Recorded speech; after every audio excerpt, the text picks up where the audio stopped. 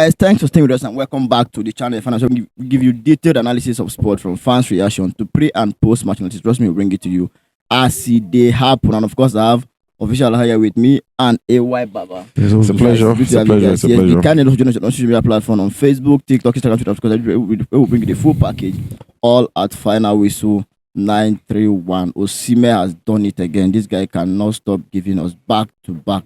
Official, I want to start with you real quick on this one. Osimhen has done it again yesterday. Yes, Victor Osimhen is the name. VO9, VO45, whatever numbers is on the back of his JC.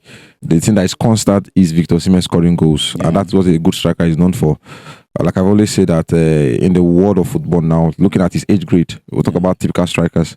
I don't think we can call 3 to 4 players better than him at this moment. And sure. In as much as he's in Galatasaray playing the straight, we want him to be in the bigger conversations. And I think that will be done in some couple of months from now in the transfer window and everything. But as at now, he's in Galatasaray on course to win them the double, of which I said will be a massive success, you understand? Not just winning the league, because the league is not a new thing to him. He has done that with Napoli, doing it at the highest honors, winning the Scudetto in the same name and bracket with the likes of Diego Maradona, and see what he's doing with Galatasaray now. A lot of us can argue how mid and average Galatasaray team is, but the difference has always been Victor Osimhen. He's been doing it both at the Europa League with 6 goals, doing it in the Turkish League. He's the highest goal scorer, and in the cup, he's not been left out again. Resounding victory yesterday, and what a way to start the match by getting on the first goal, a bullet header, if I must say. Like I said, he scored all type of goals on the feet, left, right, and everything. And I just want to say that it's a big test. Yes, it's a big testament to his hard work and everything.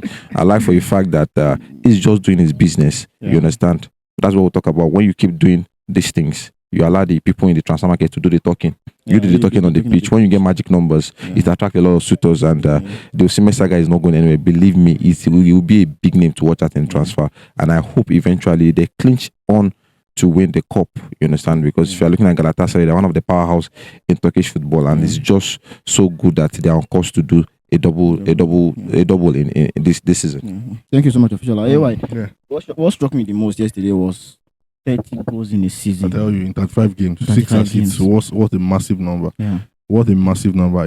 Like you said, he won't stop scoring. He scores in the morning, scores in the afternoon, he scores in the night. The night he scores. So he does not... Whatever day of the week. He does not have any off.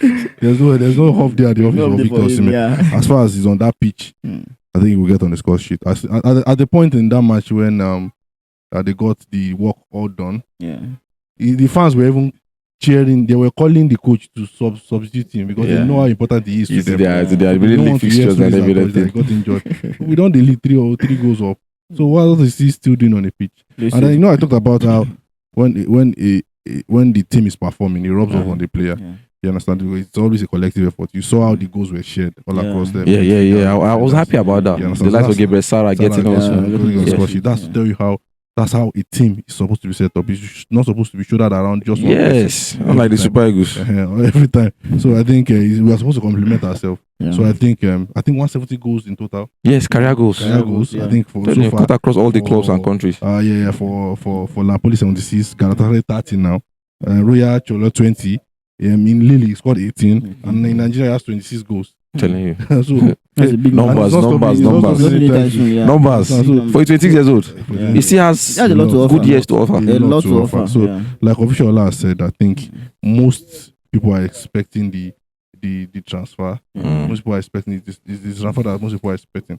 So I think, and it is disrespectful when I see in the media space that he's been linked up to so many clubs, and then the clubs are not actually. We don't even know which club.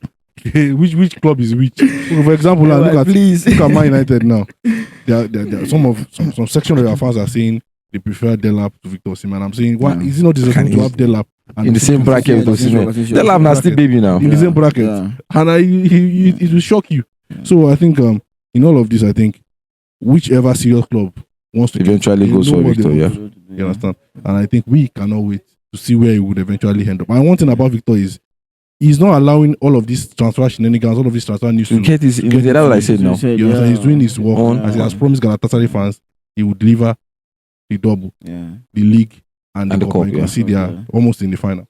Already in the final, almost. Anyway, do you notice how how Osimhen has actually evolved. I'm talking about his movement off the ball. Yeah. Because when I actually watched him at Napoli, when the likes of Quarastella, Politano, and every other thing were doing their thing, he stays off the ball, like the playmaking.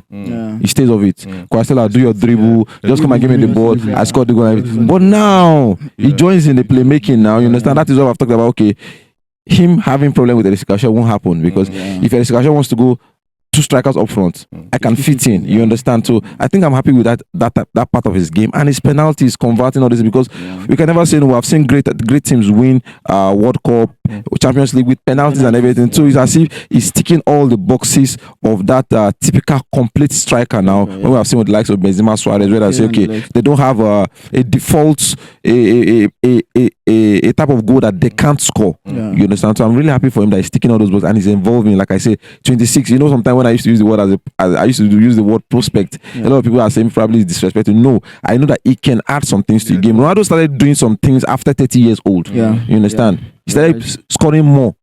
More of his career goes after he has passed 30 years old. So I feel that Osimhen can still bring some kind of thing depending on the coach or depending on the team he enters. You understand? I never saw Osimhen as a playmaker until he went to Galatasaray now. You understand? Where I feel that okay, yes, they can do more. So I think it's a good thing for us to have one of the best strikers, should I say the best striker in African football in our team. I think talking about ticking all the boxes, you need to see is the player ratings. I think the list he has got in the last 8 games is 8.2. Wow, that's the least. Over 10. 8.2. That's magic now. Gone from 8.5 to 9. I think he's done exceedingly good for himself, and nothing's going to stop him from winning those. Because I think Fenerbahce drew their last match. So it looks like a done deal for them in the league, and they are not even. They don't look like a team that's going to lose the remaining fixtures, right? So I think, like we have already said, like you all usually say, I think the only difference between them and the other side is Victor Osimhen. So and it's giving them the reason why they actually accommodated him when the transfer wind wanted to blow him away. You understand? The Napoli transfer wanted to. I'm telling you, I think it was a gamble that paid off because now you're looking at them as a club gaining, winning a cup double. The player himself winning an individual award for himself. Because as we're looking at the Turkish league now, he will end up as the he might even be the MVP of the Turkish league. You understand what I'm saying now? So it's a win-win. Galatasaray, you gained. I have love for the city as a player. The fans love me. You understand? I can always come back anytime. 30, 32, I can always come back. Then myself, I will have something trophy-wise, personal award-wise, to showcase in my cabinet. Okay, when I was in Galatasaray, see the Pichichi award I won there, the Golden Boot award, see the MVP I won for the tournament. Because to me, he's the best player in the Turkish league. So by far, this is the best, one of the best romance we have seen. I was talking to somebody, some couple of days. He said, Victor Osimhen in the Turkish league looks like you taking a university graduate and you are putting him in primary 5. Primary 6. That's savage. He looks bigger than I'm telling you, big, that bullying, they bully those defenders. That's savage. They bully those defenders. Thank you so much, official. And thank you so much, AYEX. Victor Osimhen is back in the picture. If you good, you good. We have seen players going down when the transfer saga come up and all that, but it's not allowing him to get into his head. Osimhen is still doing the talking on the pitch. He's doing the most he can do week in, week out, getting on the score sheet, banging goals and all that. He cannot stop giving. If you are good, you are good. That's our time on Final Whistle. We want to hear your honest opinion in the comment section. Don't forget to like, share, comment, and subscribe. We'll see you again next time. Thank you.